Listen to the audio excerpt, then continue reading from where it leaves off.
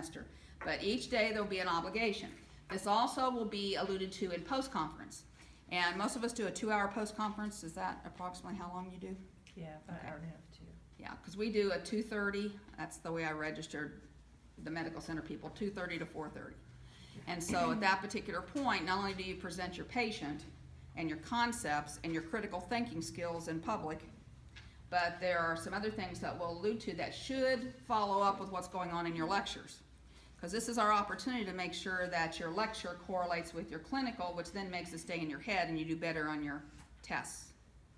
Because none of us test great. I'm not a good test taker. Are you a good test taker? Mm-mm. I hate taking tests. But just so you know, the rest of your life you'll be taking tests. Because that's what nursing always has to do. We have to be validated some way, so they do it on testing. Competent. So, but the point is, Competent. there's tests. Okay? Competence. To tell that you're competent. Not just competencies. But that's the skill part. But the issue is you have to be successful. And we all know that sometimes that's what gets us is the test questions and not necessarily the clinical. But if we work in the clinical and we correlate that information to what's going on in the lecture, hopefully that'll help.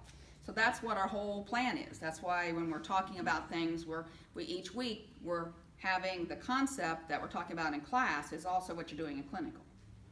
And I think both Ms. Miller and I have discussed before, since she also lectures in this group, you have to start thinking when you're taking the test questions this semester, you've got to treat the question as a patient.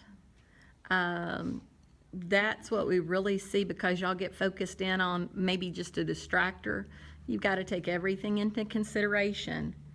And the best thing to do is treat that question as a patient. Get someone in your mind. That is why I'm saying clinical is essential this semester to be all in on it. And you know, patients don't always cooperate and make sure that we have an endocarditis patient, endocarditis week. So the point is sometimes we're going to be interjecting things you haven't had in lecture yet just because the patient population's there. And so that's what the post-conference is going to be, because not every one of you is going to get that patient. So you have to pay attention. Post-conferences, I want you to have your phones there, but they're not to be used unless I ask you to look something up. So that you don't go through your emails. Now you may get there 5 minutes before I do. Go through your emails 5 minutes before I get there. I think that everybody agrees the same thing. We got to have you engaged. And the point is, lots of people don't, especially when the groups get bigger. I like it when we have 5 or 6 only, because then we can really bring everybody in and you start feeling comfortable with each other. One of our groups is 10. How big is your group? 10. So we got 2 10s and a 9 on Tuesdays. This is our big day. And so the point is, when you're in your clinical and your actual post-conference, it's easy for 1 or 2 people to become obsolete and obscure and not to be involved. Those are the ones we like to call on. And that's who are going to get called on. So if I want to feel secure about when I get called on, I'm going to have my objectives understood. And the objectives are put in place so that every clinical group is talking about the same thing also. Because that's one of the biggest things we hear from you as a group is there's not consistency between the instructors. Well, we are definitely, as you may have heard already, we're not anything alike. We are a little bit like we like to fight about things on a regular basis. So, and we believe we're right, you know. And we know we're right, Yeah. each of us about what we're saying. But the point is, we bring different strengths and we bring different ways to place them to you. And so I really hit heavy on what's in your lecture. I expect I reinforce that because I know how hard it is for some of you to be successful on tests. And I know that looking at the 4 of us, that every one of us is invested in you being successful. You may not always feel that way, but we really are. We want you to be successful, but we can't make you learn. All we can do is help you to feed that information. So this is why we put these objectives in place, so that you can come prepared. We can also be consistent in what we discuss as a group, because there can be some big discrepancies. This is where the post-conference, what she's talking about, everyone being all in on the post-conferences, you may have a totally different take on what your patient had. And it may not have been. And then you come along and say, well, have we thought about this? And just those kinds of conversations and interactions, that makes it stick. That's what makes it stick. Because 5 years from now, and you run across someone and you're going click, click, click. Wait a second.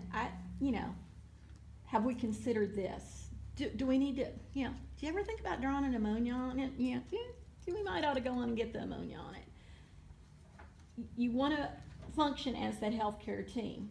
And I also, one big thing, which I'm sure getting huge on patient advocacy.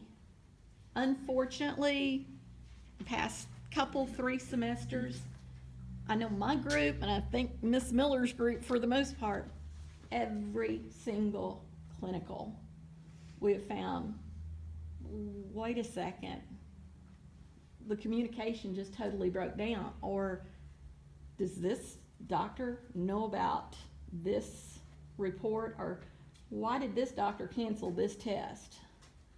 And it happens. You're looking at it through totally fresh eyes.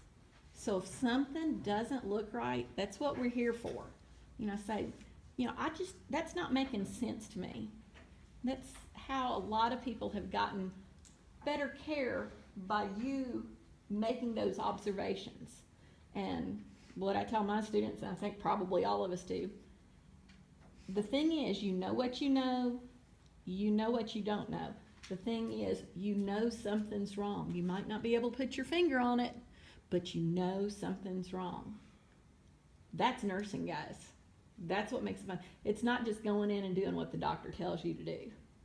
Because if we did that, we'd be in big bad trouble, right, Miss Metter? Oh my. That's right. Learn to Oh think. my. The other thing is,